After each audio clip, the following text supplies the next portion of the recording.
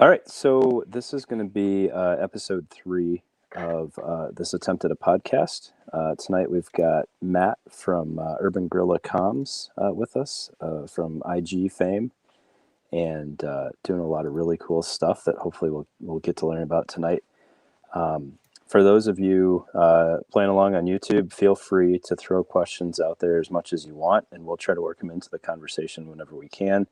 For those of you listening in the future, probably a week in the future, because I think I'll hold off on this until Friday to upload as a podcast. But we'll try to make sure that the questions are evident so that we're not just spouting off random stuff and that you guys can follow along. And then if you guys got any questions, just hit up either of us on Instagram and we're happy to fill in the blanks. All right. So, Matt, do you want to go ahead and kind of introduce yourself and the sorts of things that you're working on? Yeah, sure. Yeah, so once again, I'm Matt. I'm from my Instagram page, UG Comms. It's Urban Guerrilla Communications. Yeah, we just, I kind of, it all started around kind of my enjoyment for radios, and I just kind of let it loose and just let it meander wherever it wanted to go. Oh, there we are. Hey. So, but yeah, I mean, like I don't really have a plan on like what I do. I just kind of do whatever I like, and it usually ends up being like some weird stuff. Like I think for example, I don't know, I had an idea of almost making like portable man pack for the average everyday Joe. So it's like a typical handheld radio can only do like 8 watts, but if you're operating in a larger urban area, you need some extra juice. Taking a mobile radio and then modifying it for to accept like drill batteries, kind of what some other folks have done across the internet, but doing it in a manner that is kind of like, hey, if you want to buy it from me, that's cool. But if not, here's a video on how to do it, kind of thing. So, very cool. And yeah, that kind of leads into how I found you in the first place. I watched a video that talked about ATAK. So yes. my Yes. my professional radio usage is kind of at a weird level. So ATAK for us was never a thing. It's probably going that way very soon, but I just kind of missed that bus altogether. So I've never actually seen a military usage of ATAK. Oh, really? Right. Yeah. So as much sense as that tool would have made sense for us, I never got that. So then I had kind of a personal interest in it and started doing some research. And the civilian side of ATAK is still very, very much in flux about the usability and everything. So then kind of the stopgap on the professional side is we looked at goTennas for a little while. But I had a wildly inflated idea of the capabilities of the goTenna. I didn't realize it was text only. And then went down that rabbit hole a little further, found Meshtastic and the idea of LORA.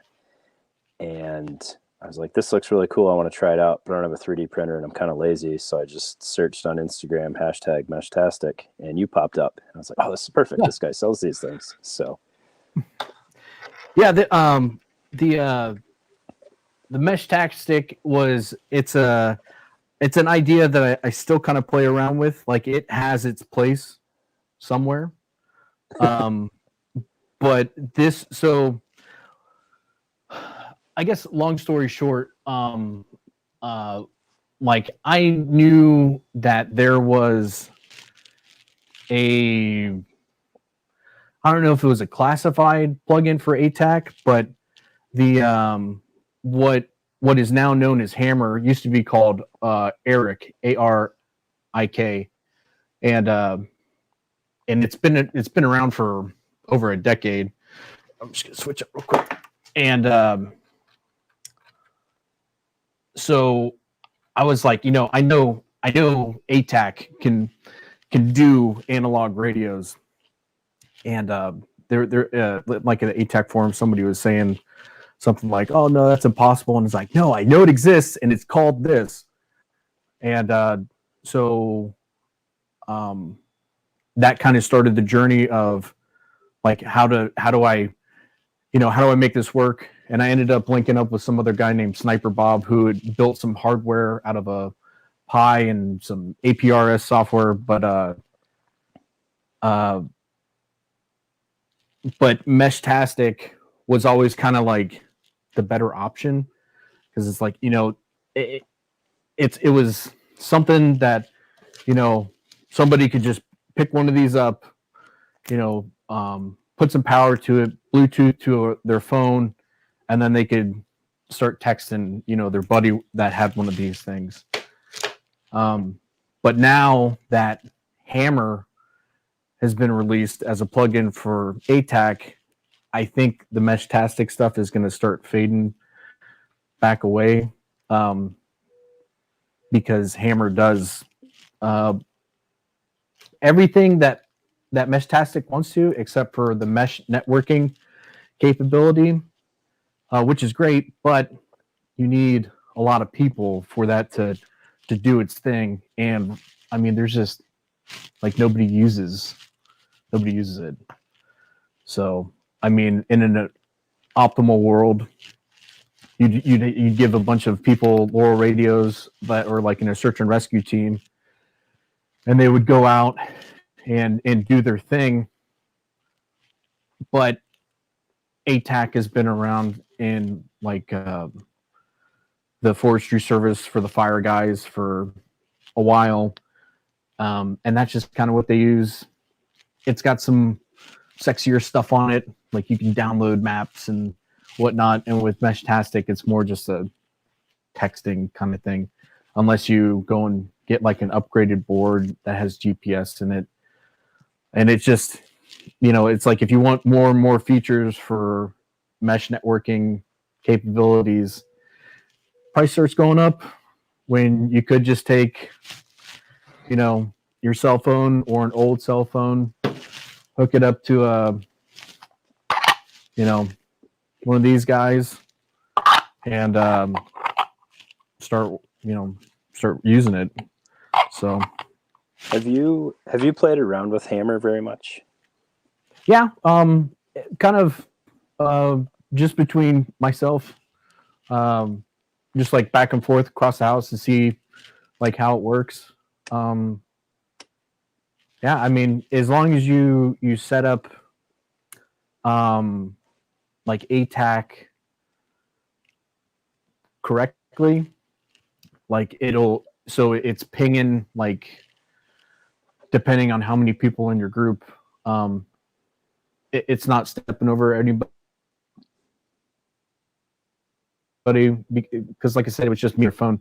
You can set it for like 10 seconds for location pinging, and you can watch it. You can watch the dot just like go around the house or down the street, and the only limitation is the range of the radio transmission, which kind of circles back into what I was originally doing, like trying to get those mobile radios as like a man pack feature, because some of them have what's called crossband repeater capability. So it basically, whatever it hears, it'll just retransit. It's a retrans, or basically is what a repeater is, but it can ump the power. So if you're in the middle of whatever, and you've got guys that are maybe 2 or 3 kilometers out in like a wooded area, if you have a more powerful radio, like can't remember which one it is, but something that shoots out like 25 watts versus the 8 watts that a standard handheld does, you'll get some distance. So you can let everybody know. And if you got your comms plan set up correctly, like everybody's pinging at intervals of like maybe 10 seconds, but it's spaced out, and you don't have any more than say 5 people, then you'll get some pretty consistent updates. But the more people you have, you'd have to space out that that time of pinging locations so that the transmissions aren't stepping all over each other. So, Right. and you can also, oh, sorry, and you can also send text messages on it too. So, yeah. So it sounds like both Hammer and Meshtastic are kind of working towards the same end goal, just with a different vehicle to get there, right? Because with Meshtastic, you're using basically cell signal, right? It's in that frequency band. Yeah. So in every continent has a different agreed upon frequency. The United States, Central and South America is 915 megahertz.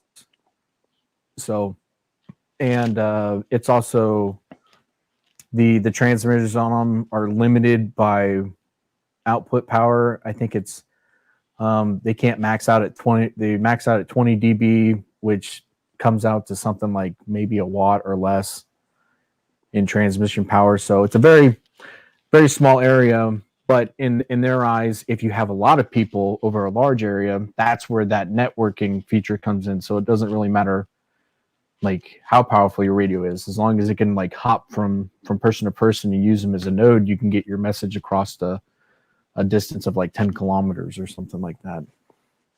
Very cool. And then for the people that don't necessarily know about how Hammer works, that's taking ATAK and pushing it through an analog radio. Mm-hmm. In my mind, it sounds very similar to like using a dial-up modem, right? Like the radio is talking to another one. That is exactly what it is. It's turning your handheld radio into a modem. In fact, Hammer is an acronym. Of course, it's a big long thing, but as long as the acronym sounds cool, that's all that matters. Right. But one of those M's is modem. I don't remember which one it is, but. And that's working off of the idea of APRS, right? Which is your like audio packet or something like that. Yes. Yeah. So APRS and I mean is very similar. Yeah. I mean, yeah, they're pretty much the same thing, except Hammer is more tactical, I guess. Okay. So, and that's so you think the end popularity of Hammer is going to outshadow Meshtastic and LORA. Do you think it's mostly driven by the fact that you get that ATAK interface along with it? I think because you get the ATAK interface, which that's the sexy thing, that's what, everybody that, is in a unit that you have to try out for. That's what they've been using for over a decade. And it's easy. It's more accessible. Like everybody, most people are already going to have a handheld radio. Most people are going to have some old cell phone laying around. Like the one I was using in the video the other day is like an old Samsung S9 Plus. And so it like cost wise, it's pretty effective because you probably got everything laying around the house versus like a Meshtastic radio. You have to buy the chip, buy the board, have a 3D printer to print out the case, and then you have to flash the firmware on the board. And some people just aren't comfortable with that kind of stuff. I mean, some people are very true Americans. They want it now. They don't want to wait for anything. And ATAK with Hammer provides that simple setup, and it's pretty cheap. So I think the most expensive part of the whole thing is the like if you're using a like a UV5R is the APRS cable that you have to buy, because it's not something that you can just like hook a 3.5 millimeter male to a male and just call it good. Like there's a little bit of some resistor work that goes into it. I mean, you can build one if you want. But I just encourage everybody to just buy one. So yeah, it's interesting. I'm on the ATAK Discord, and I'm not very good at using Discord in the first place. So yeah, I follow that even less. but I have heard that there's a little bit of growing pains still with Hammer. And it's funny that you mentioned the Galaxy S9 because I found out after I started trying to do the legwork to try out both of these concepts that the S9 is the oldest like pain-free phone that you can use. Mm-hmm. If you have anything older, you can't update Android enough to download Hammer in the first place. Yep. Yeah, that's something they really didn't talk about. You Yeah, know, you pretty much got to have a S9 or newer. You know, just because of the horsepower that it takes to run everything. So, and I think um, like the boys that have beards and stuff like that, they're all running a Galaxy S20, but it's called the tactical model. It's not available for the civilian market. It's a special phone that Samsung made specifically for these guys to run ATAK and to be ruggedized and all that fun stuff. So right. It's all super interesting. I think it's outside looking in, it's a little mysterious if you've never played around with either. So mm-hmm. if you're just getting your foot in the door, I agree that depending on what you have on hand, one may be more appealing than the other. Like if you have an Android phone that can support it, absolutely try your luck with Hammer and ATAK first. If you don't, if you've got some older phones, maybe Meshtastic is still the way to go. Mm-hmm. And if you have the logistics and the money behind it, maybe there's still an opening for Meshtastic because I think your complete Meshtastic units are like $50, right? Yeah, and even that's a little overkill. Only because just like you're paying for my time Right, mostly right. and material. Like if I mean, you can go on Amazon and buy the boards. You don't have to put them in a case. You can just put power to them and toss them in a bag. But I mean, you might break something. But Right. yeah, I mean So the barrier to entry for that is, I mean, it's inexpensive, but the kind of looking at the picture from 10,000 feet is if you wanted to like get a large group of people together, like instead of handing out these guys, it's like you know Bubba from Alabama doesn't know anything about this, but you know he knows how to work this back on the trails and stuff like that. And if you just say, hey, plug this cable into your phone, download this app, there you go. It's like, oh, okay, I can kind of figure that out. That's true. Yeah, That's so very it was. true. Yeah, so that was. It's funny. Um, it was months ago. Like, I was a part of the, like the T-Rex Discord. I'm sure some people are that are into the Meshtastic thing, and like our argument was always, if we could ever find ARIK, it's simpler, blah blah blah. But they're like, no, Meshtastic's the way. That thing you're talking about doesn't exist. But now that it does, I think it's the simpler option. But Right. that's just my opinion. Yeah, I think there's a lot of mystery around ATAK still, and like people, especially like I also don't know. Like because there's different tiers of ATAK that you can own, and then Mm-hmm. some people kind of have a backdoor way into some capabilities on ATAK that may or may not be things that they can share with people, and then may or may not actually matter that they're sharing with people.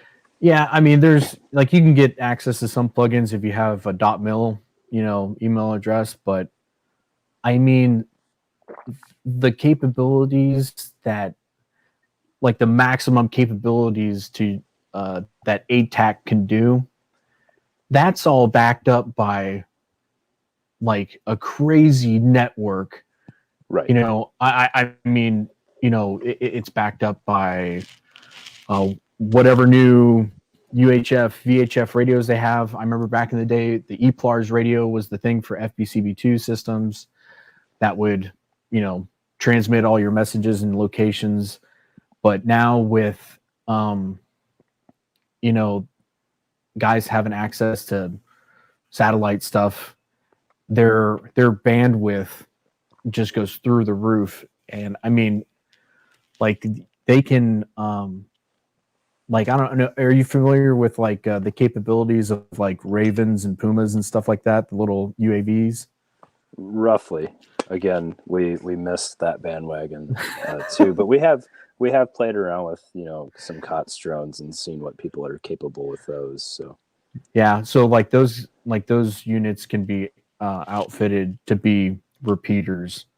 So like if you're, if you've got like an Overwatch team like way out there versus a direct action team, but they can't really talk to each other, like they can just throw a Puma up and it can be the retrans for it. okay, I mean, but that's all built into like the maximum capabilities of ATAK, and it's like I don't think anybody's gonna be a retrans site for your drone. Like there's 60 people behind, that are, all actively trying to make this work at once just for, a few group of guys.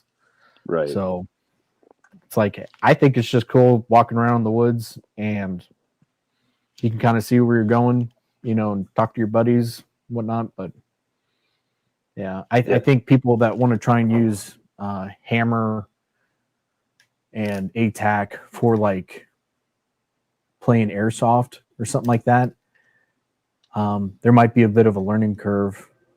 I mean, because like it's just a bad idea to stare at your phone during an engagement, Right. So, and I mean, it's like, in how much information are you really pulling off of, because you don't have the maximum capabilities to use it. I mean, you can see kind of where your buddies are at if you know how to read, if you're comfortable in reading a map real fast, or just using terrain features on the map to kind of figure out where your buddies are at. I don't know. So Right.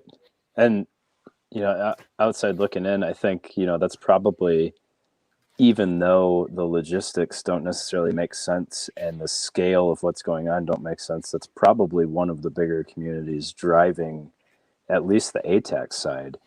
I haven't seen Meshtastic pop up in the airsoft conversation ever, but that almost, if you have a mapping app that you can have open beside it, it almost makes as much sense, because you can text your grid or whatever, and it's not married to a radio. Then it's not married to a radio that you would otherwise think you were using for voice communication, like Hammer is. I mean, if you want to talk to people and use ATAK, then I think that does require two radios, basically, right? yeah, once you plug radio into ATAK with Hammer, like that radio is like, it's done. Like you shouldn't really use it for anything else. So I mean, but we're kind of strictly speaking about using ATAK with Hammer. Like you can hook up to ATAK over Wi-Fi and cell network, as long as you're plugged in to a server with the rest of your buddies. I mean, you can, like say if you're playing at an indoor field or something like that, and they have Wi-Fi and everybody hooks up and gets on the same server. I mean, you can use like ATAK a little bit better because locations, you can ping faster because it's not like dial-up modem stuff. You can send pictures. Messages are faster. So yeah, I do tend to forget, because I've got Sprint, so I've had forever bad service. So I tend to forget that, like, yes, you can run ATAK attached to Civilization. Like I've never had that luxury. I've gone on responses where my cell phone doesn't work, and that's just me trying to talk to my team 500 meters away. So I do tend to forget that, yes, you can fully run ATAK off of a good cell network. Yeah. As long as you are tapped into a good server, then you can rock and roll it. So again, it takes now we're starting to kind of hit maybe the technological limit of what Bubba can do. So like, just like, hey, let's just bring it back down to dial-up modem. Okay, so, but yeah, so yeah, that's the whole ATAK aspect. And and like right now I've had some free time from school and work and stuff like that, making trying to design a mount that you can fit to MOLLE webbing. And once I got that kind of finalized, I'll put the plan out there on like Thingiverse, and basically all you would have to do is just kind of widen it for whatever phone you have, and then like this is a little guy I whipped up last night, and in fact the prototype is printing out right now. But this is a carrying, like you can print this carrying case, or you can use whatever radio case, but this one it also, there's a cage around the radio, so you can't pushing the transmit button or messing with your volume is a little bit more difficult to do, but it all fits together, and there's enough space in there for the APRS cable. So it's just something that anybody could print, or if you want to run a pouch, I guess, whatever. Very cool. And that's not the limit of the things that I've seen that you're working on either. You also have some other pretty cool gizmos for sale on your site. You want to talk about any of those? Yeah, sure. So again, it's like the stuff I've got is I kind of have like shiny object syndrome. Sometimes I'll just see something, just run after it. But I've always really enjoyed radios and computer stuff. I mean, and specifically over the last few years, I got more and more into like physical penetration kind of testing, like going back to the old roots from an additional duty I had back in the day. If you can think of like Deviant Olaf and his core group kind of pen testing stuff, except this is more also like an introduction into like computer or Wi-Fi security on the cheap. So like there's the Wi-Fi Domino, which is a Wi-Fi deauthor that gentleman Spacehoon, he wrote the firmware. In fact, he just updated the firmware yesterday, so I got to go through and like reflash like 50 or 60 chips, which is super fun. I mean, but it's it's great stuff. I usually charge a little bit for that. 9 times out of 10, what ends up happening is I just give somebody one of them, like, hey, this is a great tool to like break you into like this really neat world that you might not be exposed to. So like monetary means shouldn't really be a barrier to of entry. And then there's another one, it's called a Ponagachi. It's a Wi-Fi a Raspberry Pi Zero, and it's running BetterCap latest software, and that's a Wi-Fi security suite specifically for exploiting a couple of vulnerabilities and like WPA2 stuff. But basically that is kind of a little bit of a gray area. So what it does is it will talk to a device and then sever the connection from the device and the internet. And then when that device goes to reconnect back to an access point, the Ponagachi is kind of like listening for that handshake, and then it records that handshake, and it's like, okay, cool. So within that handshake is the hashed password for the network. Now this is the line. It's like, okay, if you cross here, and this is not your network, or you don't have permission, like you shouldn't do this kind of thing. Right. But it's a super powerful tool for like under $100. I don't think people give it enough credit because it also has a built-in encrypted pager system, pretty much. So if anybody that has a Ponygachi, you can plug it up to your laptop and it'll run a web interface, and there's a message Dropbox system that you can use, which I think is pretty neat.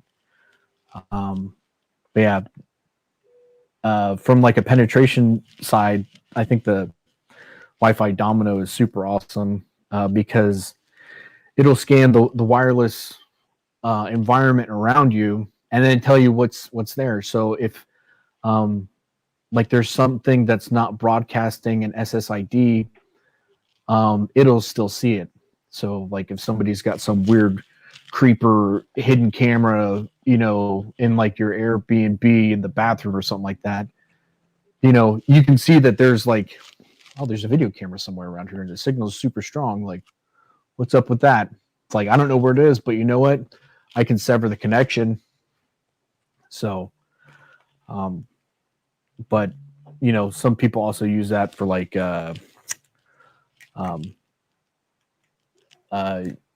penetration testing.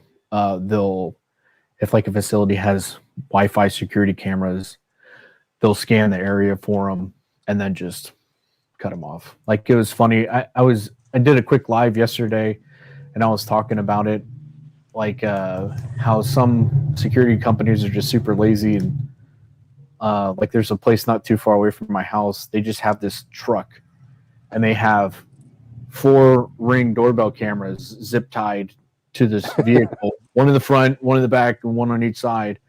And then it's parked in like a choke point. So if you walk by it, you're going to trip a camera, and then somebody's going to, you're going to get recorded and somebody's going to start talking to you or something like that. I was like, well, if you're back there, you're doing nefarious stuff anyways or something. I was like, you just power up your, deauthor, scan the area, and you can like sever those connections and then go about your business and then turn them back on, just keep on rocking and rolling.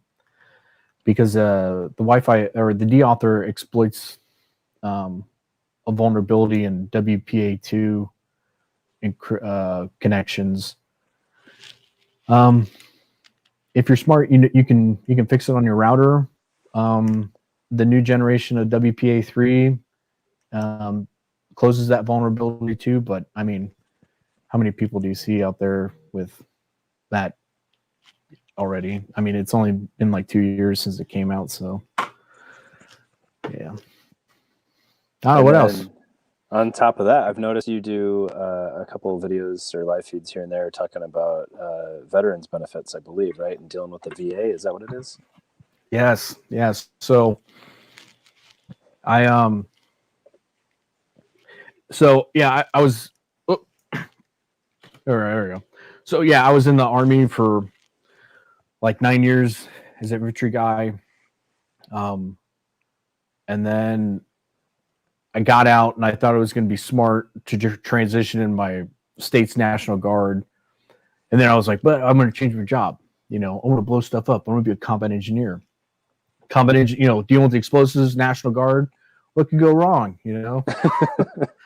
But did that for like 6.5 years. Ended up being a great experience, but along the routes, nobody talks to you about VA stuff.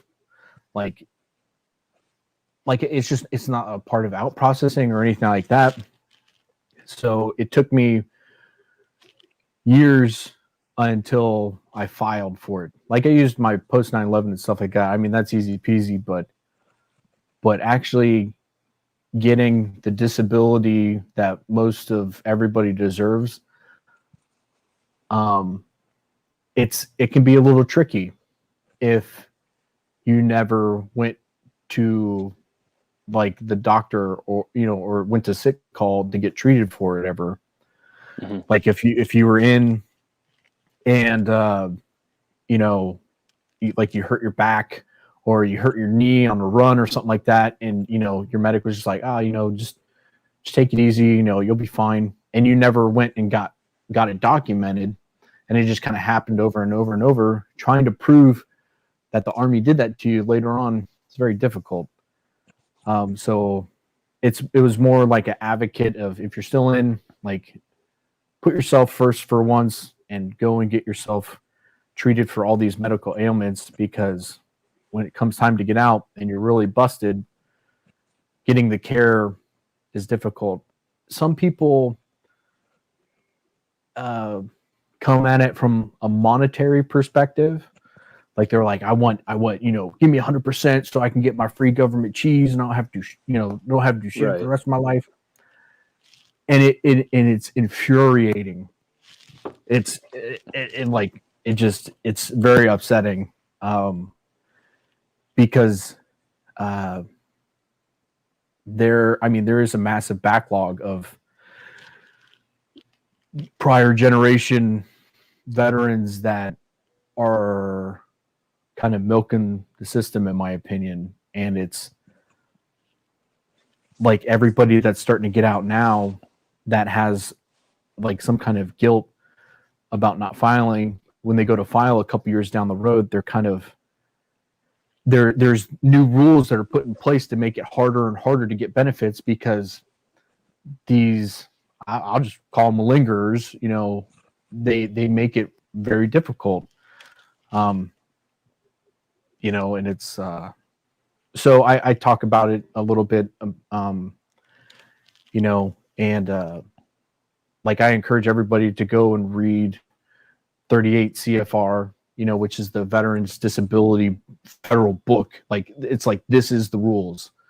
Right. Like, like AR 670-1, for like how you dress and conduct yourself. It's like, this is the book for disability. Like if you, and if it's not in that book, you're not getting anything for it. So like one of the updates that they made to it like 2 years ago was about TBIs, and it's still very loosey goosey.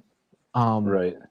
But it, like, you can, for an example, like if you just go and file for, because they'll let you put anything in for a disability, but if there's not a disability code attached to it, you're kind of SOL. So like if you go in there and say, yeah, I was diagnosed with, a TBI or an MTBI, and then just have at it, it's like, okay, like, did you write it to the criteria that's in the book? Because if you didn't, it doesn't count. And guess what? TBI and MTBI are not in the book. It's TBI residuals. So it's like residuals of, because I mean, I don't know, like there's a difficult process in actually diagnosing a TBI, and it's the VA hasn't caught up on it yet, but at least they've acknowledged it.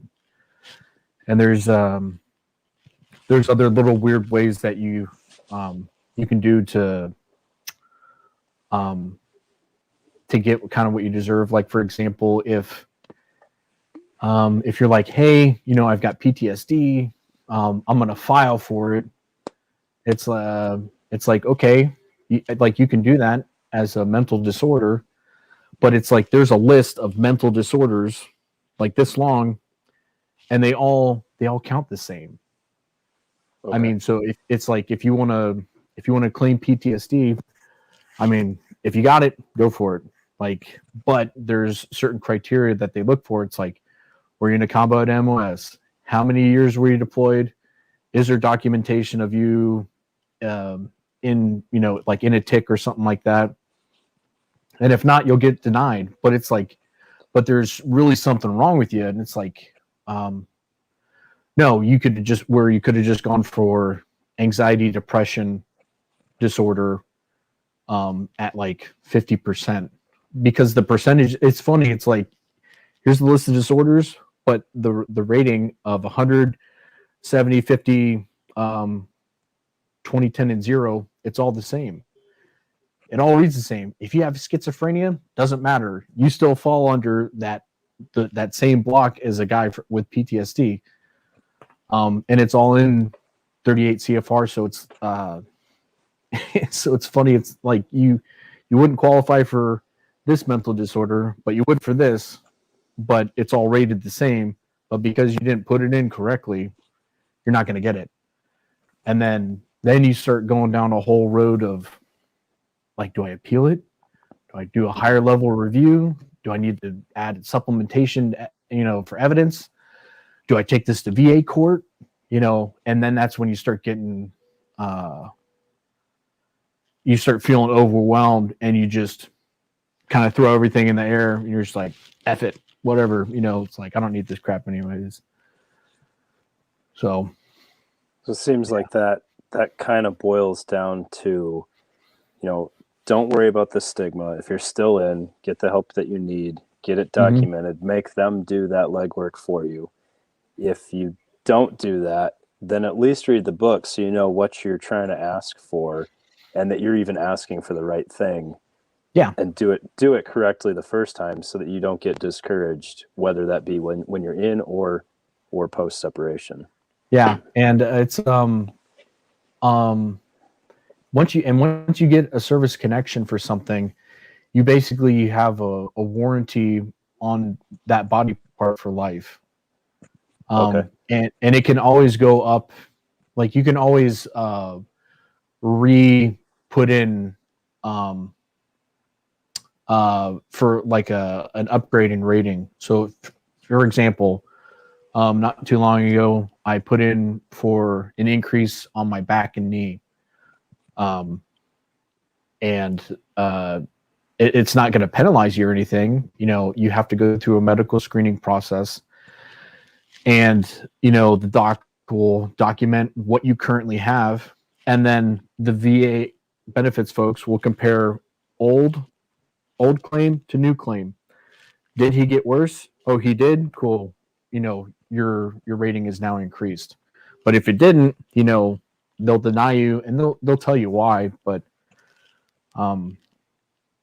yeah, so it's just like, you just got to file, and there's a program that the VA has where you can start your VBA packet a year out before you ETS. I don't know about that, so you can still be wearing the uniform, working on your veterans benefits, and they'll have it set up that the day you ETS is the day that your benefits start. So there's zero gap in like monetary means, or more importantly, your health care. So, which is an awesome feature that, like, I didn't even know that existed. And I mean, talking to a couple other folks, like a few friends that just retired 20 years, they had no idea. They're like, I thought I had to start this when I got out. Like, nobody ever told me I could have started this a year ago, gathering up all my information and whatnot. So, and I would imagine it's easier to get that service connected label put on there if you're doing that a year out than trying to backtrack on that process. Yeah, I mean, because it's because that's a good time frame of when you can like really put yourself first and be like, hey, hey, Platoon Daddy or First Sergeant's like, I got a med appointment, like I got to roll out, and it's like, oh, you're just a malingering shit bag, and it's like, you know what? You're not even gonna remember my name 3 months after I leave. It's like, right. None of this is my world in a year from now. And it's like, and what I do for the overall group, is good today, but it ain't gonna help me, when I need it 5 years down the road because I didn't get my shit together and, file for my benefits.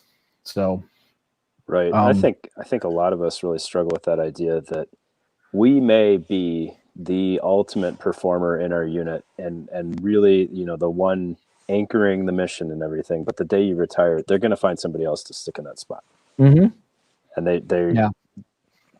you can work 20 years to make it a better service and a better branch and everything. But at the end of the day, you were working for them, and they're not working for you. So ask for those things. And I think that's really good that you drive that home.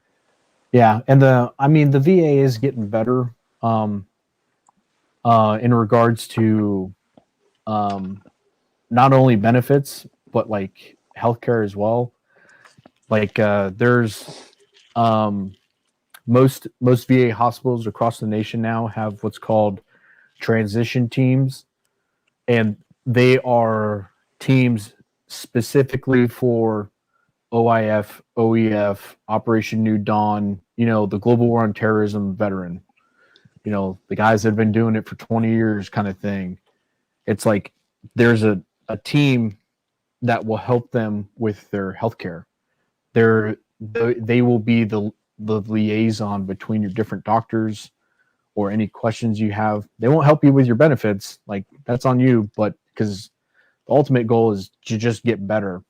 Mm-hmm. So if like if you're just getting into the VA system, find out wherever that office is at and just walk in and be like, I'm new. I don't even know what the hell I'm doing yet.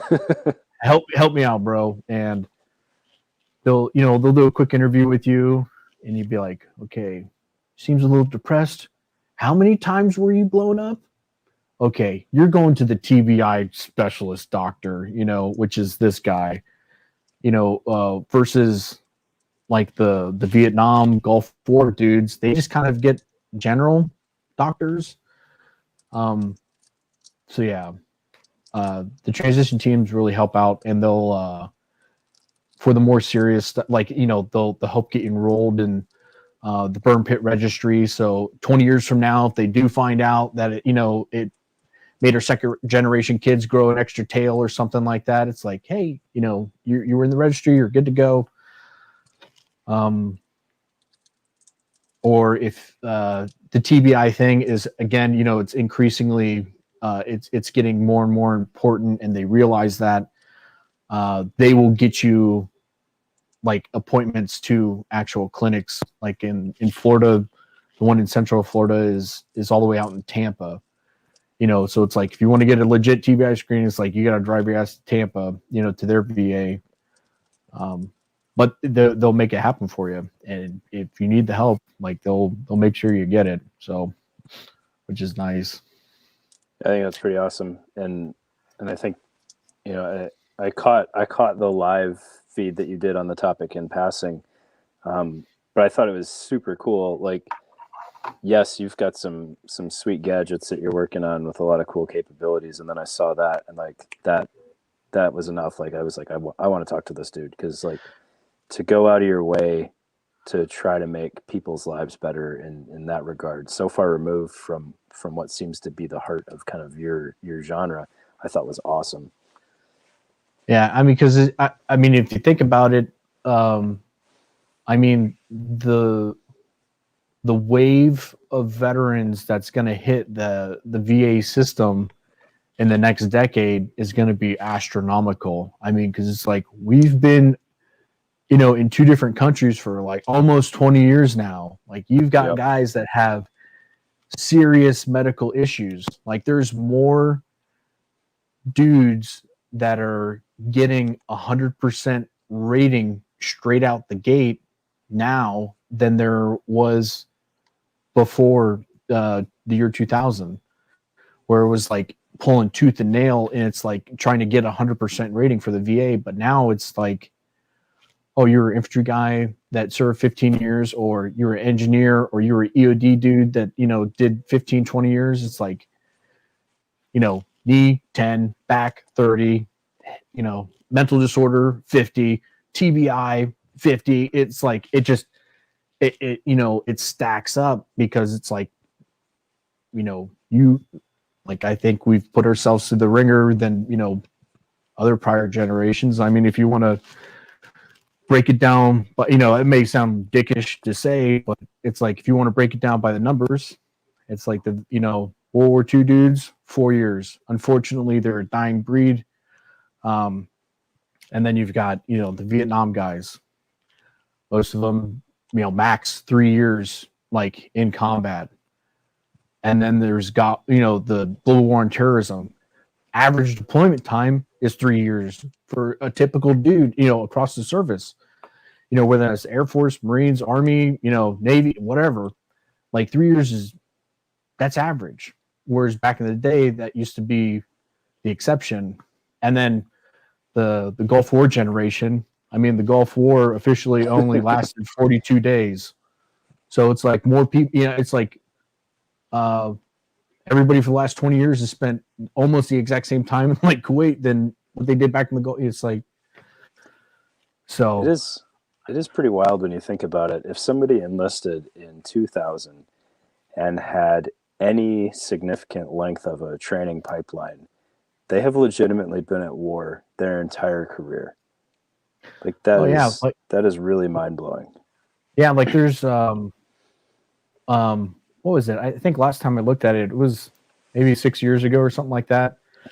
But the dudes from 10th Mountain, like the 10th Mountain Division was like the most deployed division across the board. Like if you compared them per numbers, like they were in Iraq for like a year, got home for a year, and then right back at it.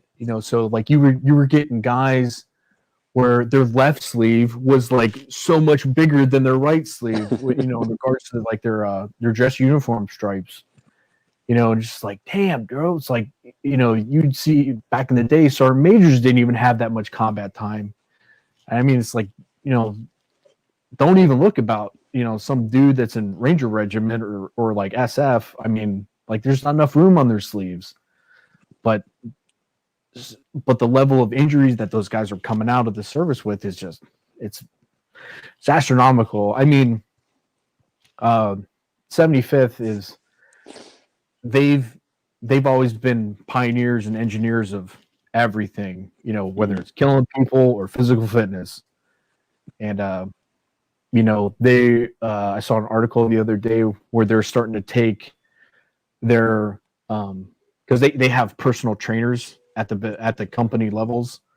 Right. Like they'll have a sports medicine dude for like each platoon, and it's like, this is a civilian guy that's their job. He watches UPT and he builds a strength program for you. And now they're starting to go and trickle out into the Army of like, hey, I'm going to go to this infantry unit, the 101st. I'm going to show them how to PT smartly, So Yep, hopefully that list of injuries when you come out is shorter, but probably not. So we've started introducing that concept on the Air Force side too. I mean, there's been career fields for 2 decades now and longer that have had that kind of in-house support, but now we're bringing it to the base level. I think at Mountain Home we call them, I think, Boss T, and I don't know if I ever heard what it stood for, but they were kind of that concept, except they wanted to push it to the units with like the lowest PT scores first, which makes sense. So they would go out and they would do exactly what you're saying. They would set up programs for these units, and they would look at their PT failures and they'd try to figure out why they were failing. And it wasn't like the fat kid program that we were used to, like, oh, you failed your PT test, you're going to just PT more.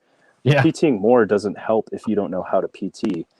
So they'd bring these guys in, and yeah, they'd all be civilian experts. The reason I know it as much as I know about the Mountain Home version is because we had one of our wounded warriors actually came back, and he was one of the Boss T guys. Oh, cool.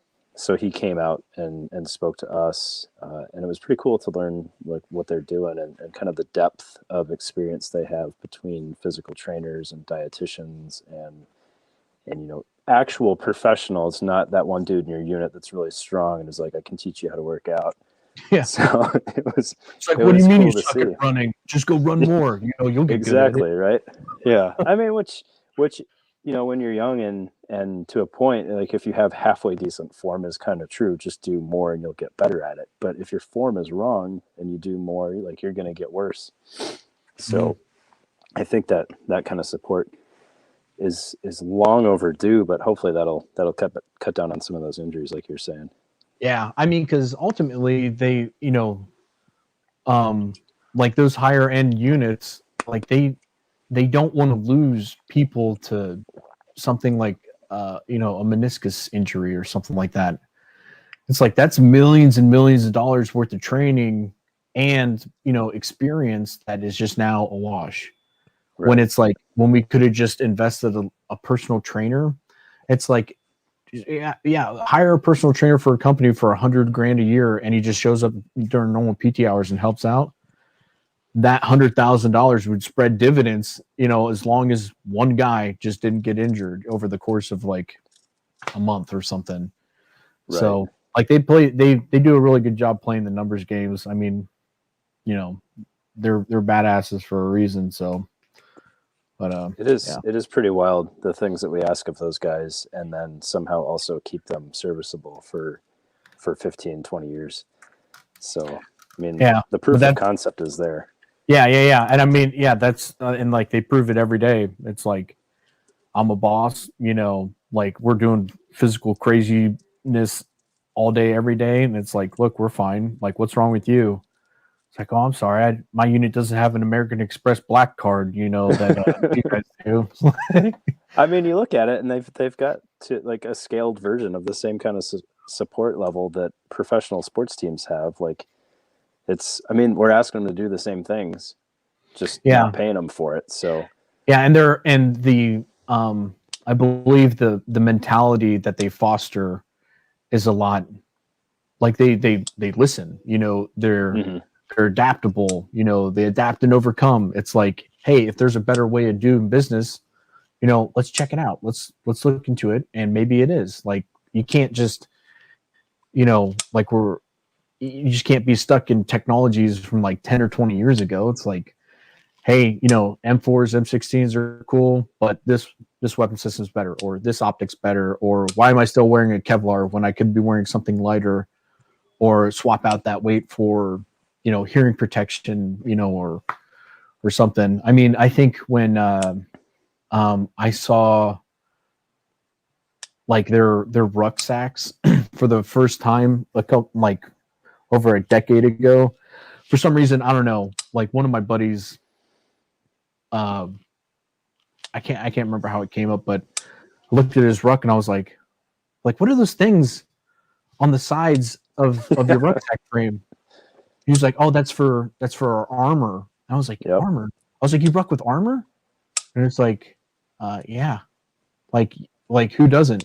It's like that shit's uncomfortable. It's like, yeah, that's what these pads are for.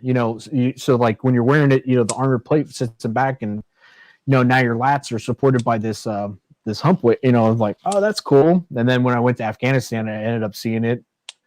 It's funny. I actually got that bag hanging up on my wall over there, but one of those nice mystery ranch bags that just accidentally got lost. It's crazy what those two pieces of foam can do for you. Oh yeah, it is super crazy. But I mean, there is one bag that I wish I would have gotten, and it was the London Bridge Tactical mid-lib bag. The bag that the mid-lib comes in, it's basically like a mini Miklik. Okay. It's man portable line charge. Instead of it being rocketed off the back of a Humvee or something, it's just unzip the backpack. It's got a little rocket in it, and you just and it clears like maybe a meter wide by like 50 meters. But once it's used, like the backpack is off the books, and it's like, yep, that's a badass London Bridge bag. Like let me get on that. But we never got them. So. And I think that's as good a place as any to segue into a couple of these questions that we got popping up. So since we're already on the topic of bags, we'll hit this first one that came in right when we started. I don't know. I think this was to me because I think your video is still cut out. But it says, or it was waiting when we hopped in here. It was, do you ever get tired of nylon goods like Mystery Ranch or Vertex to make cool or good stuff, but the weight is always just kind of weird for what it is? So I do get tired of certain ideas being rehashed over and over again. And I do agree that sometimes you got to step back and look at what other industries are doing. Mm-hmm. So I'll beat up on Mystery Ranch a little bit. They do make some great, very durable bags that rock really well, but they are pretty heavy. So we actually looked towards the hunting industry when we were buying them for the shop. And that's how we wound up with Exo mountain gear stuff. They use a titanium frame that you can bend to your body, and then they shave 5 pounds off the pack weight, which is a pretty big deal. That's almost a gallon of water that you could carry. Yep. You know. Yeah, and so I think we've seen a lot of this in recent years. Is 1,000 denier is like ideal for CIF issued stuff, because it lasts. But maybe I don't need 1,000D if I'm treating my stuff with some respect. Like I can get away with 500D and cut off a third of the weight or whatever. And then this question was probably more for you. We've got a 13F guy. With experience in comms antennas and PFEDs. I don't know what that is. Just looking how he can contribute to the industry and what kind of field of study, if you've got any recommendations on that. A 13 Fox, so a forward observer. I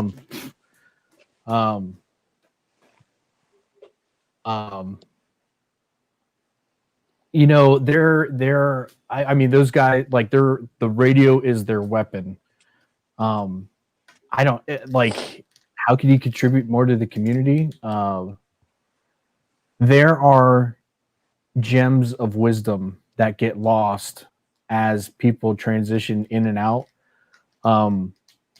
Whatever those little gems that you can record and just kind of put in a capsule, and so it's not affected by time and can be shared across, platforms. I think that's the best thing you could do. Like, I mean,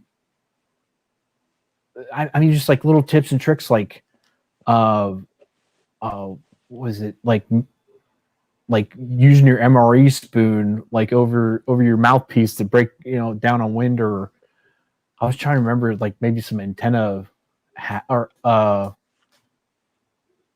yeah, I mean, I can't really think anything with like radios that isn't already like public information. I mean, Will from CAATail Antennas, I mean, he's got a whole Google Drive full of docs. I mean, it's like, I mean, if like there's plenty of knowledge in there he can, you can go and look at. But I mean, I don't know, play around with antennas, like build some antennas, just rock and roll. I mean, that's what I usually do in my spare times. I make antennas, so like, I just don't sell them, because yeah, I mean, like I'm not trying to make money off anything. Plus, if you want an antenna, go buy Will's antenna. They're badass anyways. So I mean, they literally can do all kinds of stuff. Like, it's funny, I just disconnected this not too long ago, but this is like an RTL SDR dongle that I use for listening to P25 like systems, like, local law enforcement and whatnot. And it's hooked up to one of his, oh, nice. Yeah, and it works great. Works great. But I was talking to him about trying to get get one more optimized for the 915 to try plugging in when I eventually get a couple Meshtastics to try out. So when it comes to that stuff,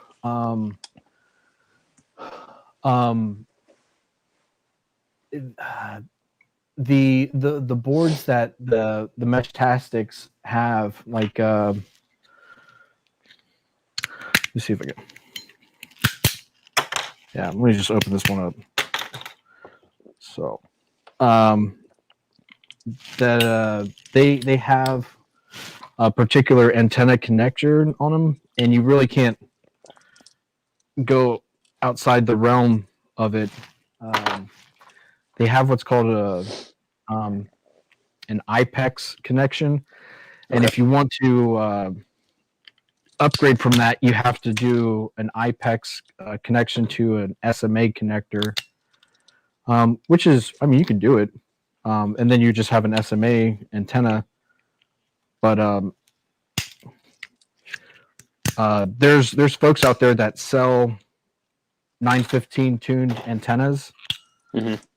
So like, so this, there's a pointer thingy. Never use your finger to point at stuff. So like, yeah, so this, the iApex connection, and it's just a hard antenna, but you can, I've got them all put away, but you can get it so that this tail right here terminates at a SMA connection, and then you can plug in whatever antenna you want. But oh yeah, here's one. So like one of these guys, and this antenna is tuned for 915. And how you can verify that is just get a little like NanoVNA network analyzer, and you can test antennas on it, and it's pretty accurate. But like all these antennas that come from China, like I check all of them. I've only come across 2 so far that are like not within the 915 range, because it's like super painfully obvious. Like you'll see the dip, and you'll be like, "Oh, this is tuned for like 800," and you're like, "Well, you know that. I mean, it'll work, but you're just going to get a lot of noise on that transmission, and it's not going to go very far." So it's like, eh. But if you took this guy off and you hooked up like a much longer antenna,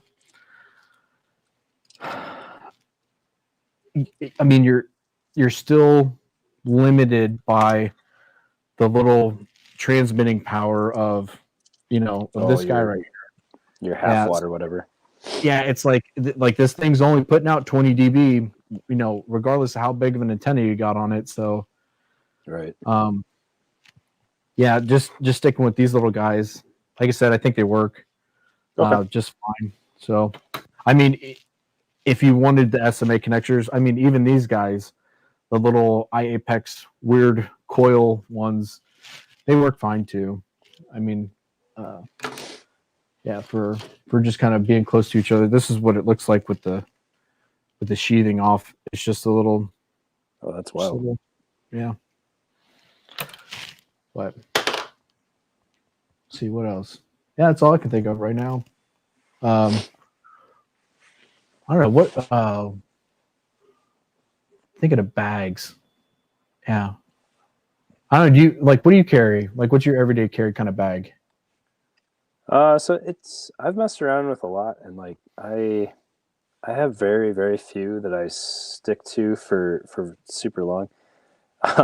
One of the ones that's gotten the most use out of me is I bought a JanSport on Reddit because I thought it looked like a scaled down like old school ruck, and I bought it for my kid to use in Cub Scouts.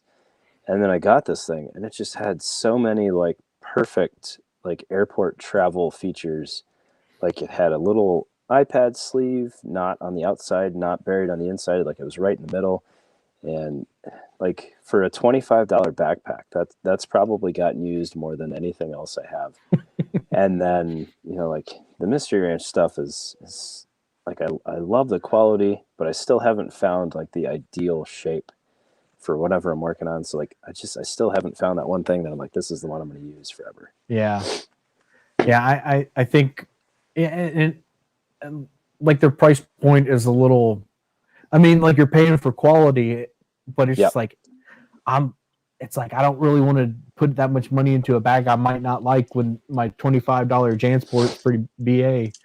Yeah. Like I don't know. I'm a bit of a bag whore, I have a problem, So it's like I mean, like I've they're all over the place, but I think the latest purchase was a Condor sling bag. And I mean, solely the only reason I got it was because you can slip plate armor into it. And I was like, yeah, that's cool. And then I got it and I'm like, I'm not wearing this. Like, this is uncomfortable. Like, why do I need plate armor? Like, it's like, hey, retard, like, stop feeding into your that mental disorder stuff. It's like, stop putting gas on it. Like, you don't need to have armor anymore. It's like, oh, I mean, but it's cool, I guess. And it's like, you also forget. It's like, hey, you're fat as hell now. Like, you can't fit in that stuff anymore. It's like, oh yeah. So. Yeah, I'm coming to terms with that and trying to like the channel is enabling that problem at this point. So before it was like, oh, I got all this stuff laying around for work. I can put it out there. Now it's like, oh, I got to get stuff for the channel and then figure out what to do with it after that. So yeah. Like sometimes the wife just wants to, like she puts up with it, thank goodness, because like the garage is just chocked full of stuff. Like there, like one of the initial things that I was trying to do with the Instagram page was I was trying to make like Baofeng's like cool, like almost customizable. Okay. So it was like, because it was like so out of the box, and this was back when the whole like Boogaloo thing was like really roaring up, and everybody and their mother was buying Hawaiian t-shirts and rocking like ugly ass retarded purple Lancer mags, just like, hey, look at me, bro. I was like, you know what? I can sell these retards Baofeng radios, I'm sure. So I was, I've got a whole like mold processing setup. And it's funny, I sent a bunch of parts to Josh from Ham Tactical, like back plates, face covers of different colored plastic pieces of the Baofengs. Okay. I mean, they're all back there, but like, for example, this is a back plate to another radio, and it's like originally it was black. Now it's yellow. I mean, this one's modified to accept one of the drill batteries with a Bucky board, cool.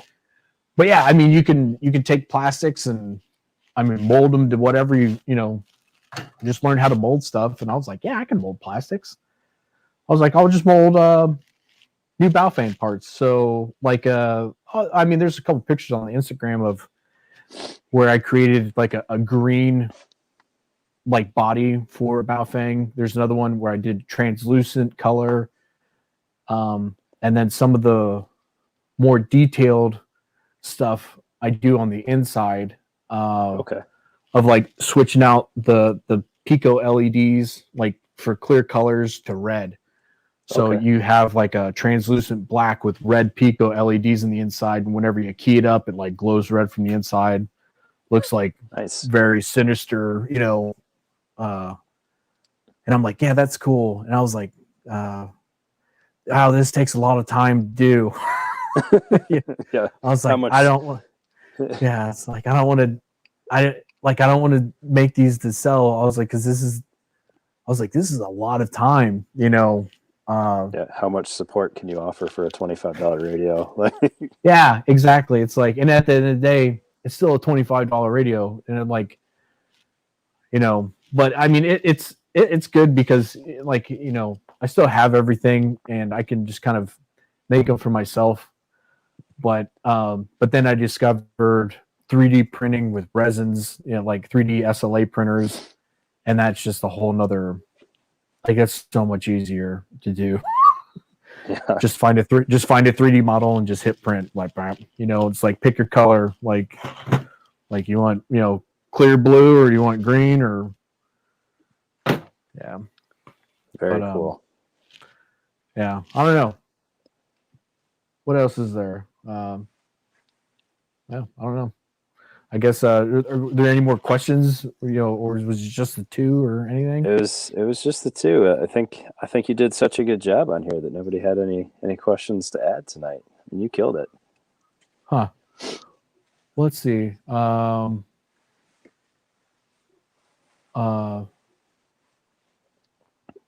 I can't think of anything crazy. So yeah, I don't know. Yeah, I don't know.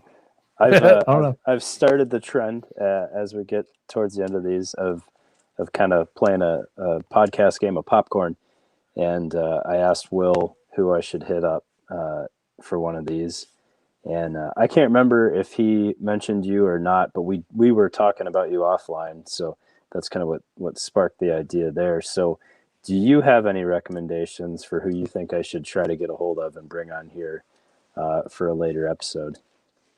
Oh man, that I interact with on the Urban Gorilla page. I don't really follow too many people. on my personal page, there's a couple of good dudes. But it's all like veteran based business stuff. Just guys doing their thing. I don't know. I can't really think of anybody off the top of my head.